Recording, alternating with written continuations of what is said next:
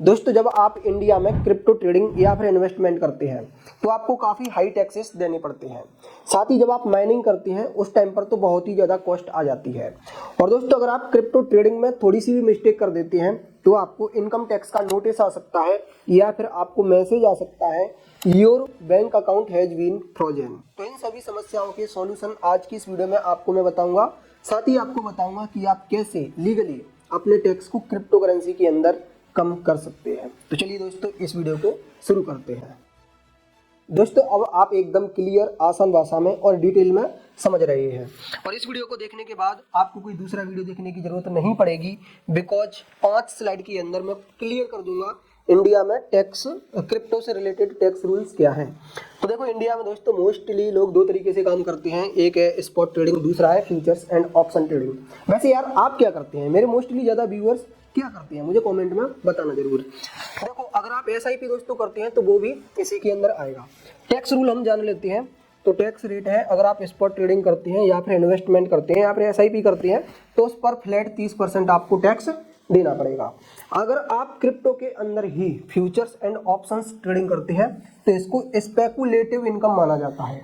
Speculative का मतलब पता है? सट्टा, सट्टे से प्राप्त आय। और इस पर दोस्तों जो टैक्स लगता है वो इनकम टैक्स स्लैब के अकॉर्डिंग लगता है। अब दोस्तों ऐसा क्या है कि मतलब कि सिर्फ हम फ्यूचर्स एंड ऑप्शन कर रहे हैं, यहाँ पर हम स्पॉट कर रहे हैं तो यहाँ पर 30% है और यहाँ पर एकदम ही चीज़ें अलग हो गई हैं। वो इसीलिए हो गई हैं क्योंकि जब आप यहाँ पर किसी क्रिप्टो में इन्वेस्टमेंट करते हैं तो रियल में क्रिप्टो कॉइन आपके पास ट्रांसफर होकर आता है, आपके वॉलेट में क्रेडिट होता है और यहाँ पर आप उसके फ्यूचर कॉन्ट्रैक्ट को ट्रेड करते हैं, डेरिवेटिव्स ट्रेडिंग करते हैं, ना कि आप रियल में किसी क्रिप्टो कॉइन को बाई एंड सेल करते हैं। इसीलिए दोस्तों यहाँ पर स्पेकुलेटिव बिजनेस इनकम की तरह आपकी इनकम को माना जाता है। अब अगर हम टीडीएस की बात करें तो यहाँ पर हर सेल ऑर्डर पर या फिर जब आपके वॉलेट से क्रिप्टो निकलता है तो 1% उस पर टीडीएस लगता है, यहाँ पर नहीं लगता है। लॉस एडजस्टमेंट की बात करें दोस्तों, अगर आपको क्रिप्टो में जैसे फॉर एग्जांपल मतलब कि यहाँ पर आप सेट ऑफ नहीं कर सकते। अब इसको मैं एक्सप्लेन कर रहा हूँ। जैसे कि बीटीसी में आपने इन्वेस्टमेंट किया और आपने प्रॉफिट किया फॉर एग्जांपल 20,000 रुपये का। साथ ही आपने एथेरियम में भी इन्वेस्टमेंट किया, यहाँ पर आपने लॉस किया फॉर एग्जांपल 10,000 रुपये का। तो एक साल के अंदर आपने क्रिप्टो से क्या प्रॉफिट एंड लॉस किया? तो आप बोलोगे कि मैं अभी 10,000 रुपये प्रॉफिट में हूँ। तो आपको टैक्स कितने पर देना चाहिए? मोस्टली लोग बोलेंगे 10,000 पर, लेकिन दोस्तों ऐसा नहीं है। यहाँ पर गवर्नमेंट बोलती है कि हमें जो 20% आपने प्रॉफिट किया है इस पर टैक्स दो, इस लॉस को आप अपने पास रखो, इससे मुझे कुछ लेना देना नहीं है। तो कहने का मतलब क्या है कि आप दूसरे कॉइन के लॉस को भी किसी दूसरे कॉइन से सेट ऑफ नहीं कर सकते, मतलब कि एडजस्ट नहीं कर सकते। अगर एथेरियम की जगह पर कोई आपका दूसरा बिजनेस है उसमें आपको लॉस होता है, जैसे कि आपने दुकान में आपने लॉस कर दिया 10 लाख मान लीजिए अब इसे, और इसको 20 लाख मान लीजिए, तो क्रिप्टो के 20 लाख पर आपको प्रॉफिट देना पड़ेगा। 10 लाख आपने भले ही लॉस कर दिया अपनी दुकान में, मतलब कि यहाँ पर आप सेट ऑफ नहीं कर सकते। एंड दोस्तों यहाँ पर सेट ऑफ हो जाता है। एग्जाम्पल से समझिए, क्योंकि कुछ लोग बिगिनर होते हैं तो देखो उनको समझाना पड़ता है। अगर आपको ये चीज़ें आती हैं तो थोड़ा स्किप कर दो चलेगा। देखो बिटकॉइन में फॉर एग्जांपल आपने 1 लाख रुपए का प्रॉफिट किया, एथेरियम में आपने 50,000 रुपए का लॉस किया, ये लॉस है ये प्रॉफिट है। ऑल ओवर आप 50,000 रुपये प्रॉफिट में है क्योंकि यहाँ पर आपका एथेरियम सेट ऑफ हो गया, क्योंकि यहाँ पर अलाउड है तो आपको प्रॉफिट 50,000 का हुआ, इसी पर आपको टैक्स देना पड़ेगा। एंड दोस्तों यहाँ पर अगर आपका कोई बिजनेस है तो आप उस बिजनेस के इनकम को भी लॉस को भी एडजस्ट कर सकते हैं। अब इसके बाद दोस्तों हम एक्सपेंस की बात करें तो यहाँ पर आप एक्सपेंसेस को अपने प्रॉफिट से नहीं घटा सकते, बल्कि यहाँ पर आप अपने खर्चों को निकाल सकते हैं, फिर बोल सकते हैं कि हमारे पास तो ये बचा है अब इस पर टैक्स ले लो, ठीक है। तो यहाँ पर ये चीज़ है, यहाँ पर नहीं है। अब कुछ पॉइंट मैं आपके क्लियर कर देता हूँ।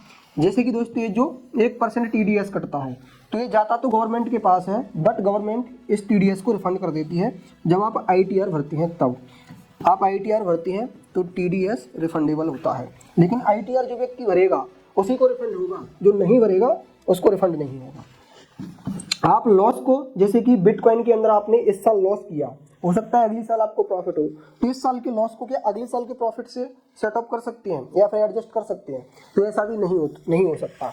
मतलब कि इस साल के लॉस को आप नेक्स्ट ईयर के लिए कैरी फॉरवर्ड नहीं कर सकते। एंड केवल क्रिप्टो स्पॉट को ही दोस्तों VDA इनकम माना जाएगा, इसको क्या माना जाएगा VDA, और इसको क्या माना जाएगा स्पेकुलेटिव, ठीक है।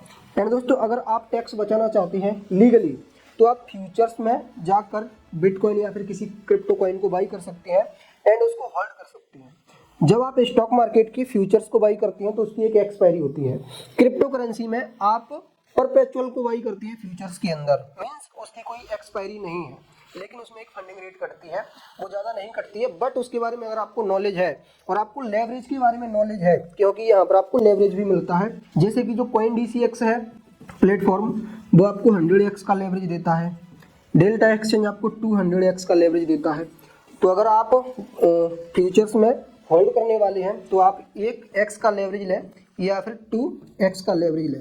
ये लेवरेज काफ़ी ज़्यादा है, आपकी पोजीशन लिक्विडेट हो जाएगी, ठीक है। तो बिगिनर्स को लिए ये चीज़ें नहीं है, अगर आपको ट्रेडिंग आती है तो ये चीज़ें क्लियर समझ आ रही होंगी कि यहाँ पर मैं क्या कहना चाहता हूँ।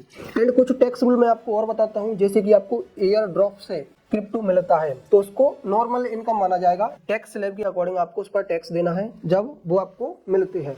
लेकिन जब आप उसको बेचोगे तो उस पर जो भी प्रॉफिट होगा उस पर 30% टैक्स लगेगा। सेम यहाँ पर स्टेकिंग में जब आपको मिलता है तो नॉर्मल टैक्स स्लैब के अकॉर्डिंग टैक्स लगेगा, एग्जिट होने पर 30% लगेगा। अगर आप क्रिप्टो की माइनिंग करते हैं तो दोस्तों उन पर कोई भी टैक्स नहीं लगेगा, लेकिन जब आपके पास इकट्ठे हैं आप उनको बेचोगे ना, उस टाइम पर 30% टैक्स लगेगा।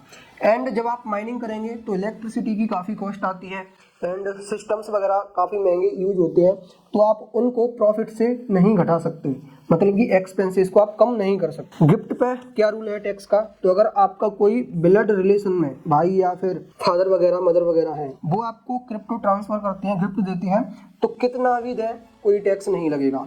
बट आपका कोई दोस्त या फिर कोई अन्य व्यक्ति 50,000 तक आपको क्रिप्टो ट्रांसफर करता है तो भी टैक्स नहीं देना है। 50,000 से ज़्यादा करता है तो उस पर दोस्तों टैक्स स्लैब के अकॉर्डिंग आपको टैक्स देने पड़ेंगे। जिस दिन आपकी शादी है उस दिन अगर आपको कोई क्रिप्टो ट्रांसफर करता है तो उसको गिफ्ट माना जाएगा और गिफ्ट पर कुछ भी टैक्स नहीं लगेगा। ये कब है दोस्तों, केवल शादी वाले दिन, नॉर्मल डेज में यही चीज़ें लागू होंगी। यहाँ पर दोस्तों शादी में दोस्त दे या फिर कोई फैमिली मेम्बर दे, रूल सेम ही रहेगा। और दोस्तों काफ़ी सारे लोग एक मजाकिया सवाल करते हैं, मुझे सोच कर ये हंसी थोड़ी सी आती है। लोग ये मुझे पूछती है कमेंट में कि अगर मैं गवर्नमेंट को बताऊंगा ही नहीं तो गवर्नमेंट को कैसे पता चलेगा। तो देखो गवर्नमेंट को सब कुछ पता चला जाता है, क्योंकि आप किसी भी एक्सचेंज के पास जब ट्रेडिंग अकाउंट ओपन करते हैं तो उस टाइम पर आप अपना पैन कार्ड लगाते हैं, तो पैन कार्ड के थ्रू हर ट्रांजेक्शन की जानकारी गवर्नमेंट के पास पहुंचती रहती है। साथ ही अपनी साइड से जो एक्सचेंज होते हैं, फिर चाहे वो इंडियन हो या फिर कोई इंटरनेशनल एक्सचेंज हो, तो वो भी गवर्नमेंट के पास डेटा शेयर करते हैं, तो गवर्नमेंट के पास पूरी इंफॉर्मेशन रहती है। Next, your bank account has been frozen. ये मैसेज आपको कब आ सकता है, तो ये आपको तब आ सकता है जब आपका TDS नहीं कट रहा हो।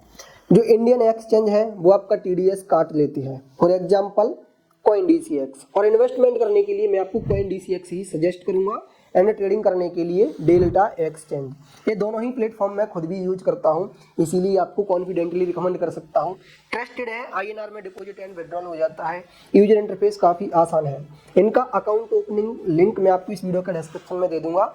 अगर आप डिस्क्रिप्शन में दिए गए लिंक का यूज करते हैं तो आपको कुछ बेनिफिट्स भी मिलते हैं ब्रोकरेज चार्जेस में, ठीक है। तो दोस्तों जो इंडियन एक्सचेंज होती हैं वो आपका TDS काट लेती हैं, एंड जो विदेशी या फिर इंटरनेशनल एक्सचेंज है उनमें आपको TDS अपनी साइड से फिल करना रहता है, ठीक है, क्योंकि वो नहीं कट रहा है तो आपको गवर्नमेंट को देना है। एंड दोस्तों जब P2P ट्रेडिंग होती है तब आपका बैंक अकाउंट फ्रीज हो सकता है। P2P trading, person to person trading, आप किसी पर्सन से ही क्रिप्टो रिसीव करते हैं, तो अगर वो इलीगल उसके पास जिससे आप ले रहे हैं उसके पास कहीं से इलीगल फंड उसने यूज करके क्रिप्टो बाई किया है, फिर वो आपको ट्रांसफर कर दिए, तो ऐसे में जो साइबर सेल होता है वो आपके बैंक अकाउंट को फ्रीज कर सकता है।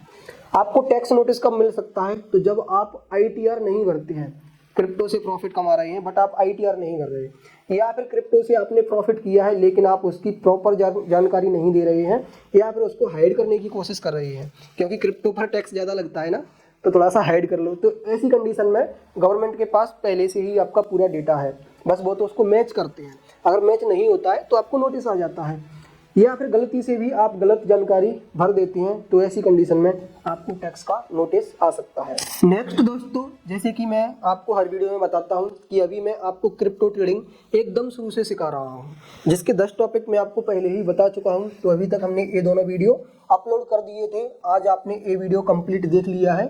अब दोस्तों आगे और भी वीडियो हैं, तो इन्हें देखने के लिए आप हमारे चैनल को सब्सक्राइब कर लीजिए। और दोस्तों अगर आपका कोई डाउट हो तो हमें कमेंट में पूछना। अगर ये वीडियो आपको अच्छा लगा हो तो इस वीडियो को लाइक करना एंड चैनल को सब्सक्राइब कर लो ये वीडियो देखने के लिए। Thanks for watching.